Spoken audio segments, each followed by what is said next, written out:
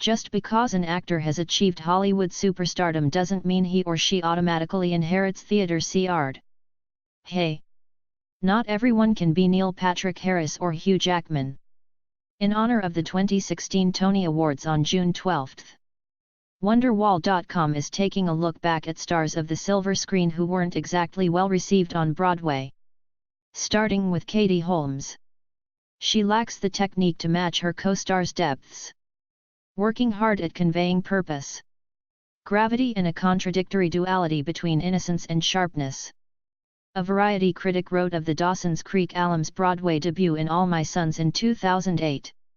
Now keep reading for more. Related, fashion hits and misses at the 2016 CMT Music Awards. Jennifer Garner goes from little girl breathy to Kathleen Turner husky. And either way she breathes no conviction into her role. Wrote a critic for New York's Daily News of the Alias star's Broadway debut as Roxana in Cyrano de Bergerac in 2007.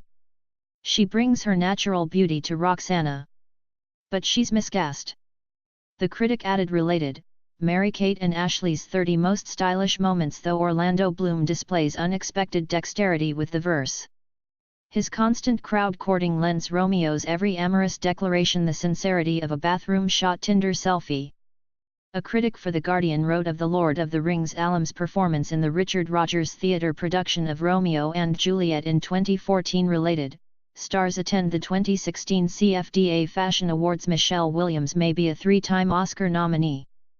But Broadway critics did not find her interpretation of Sally Bowles in the Roundabout Theatre Company's 2014 production of Cabaret to be particularly award-worthy. From the awkward way that she calls attention to Sally's eccentric green nail polish to show how naughty she is, it's obvious that this ladylike thusp isn't comfortable in the skin of this impulsive, irresponsible and utterly irresistible girl. Wrote a Variety critic.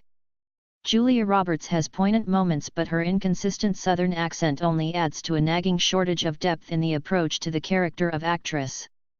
Playwright and director.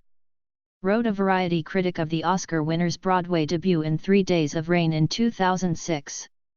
She's a beguiling but opaque presence where an insightful character study is required.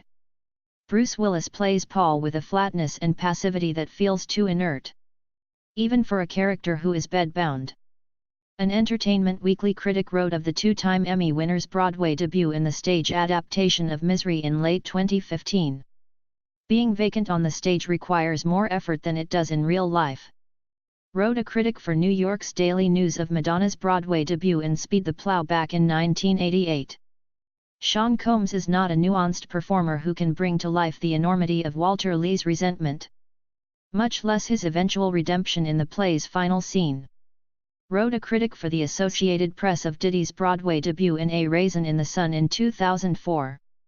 Long on gams and short on stage chops. Christy Brinkley is a Roxy without much moxie in the Broadway hit Chicago.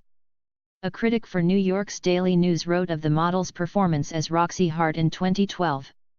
Although the actor as always is a unique stage animal, he's giving a lazy performance without much heart, fostering a more consistent connection with his Bluetooth earpiece than with the audience.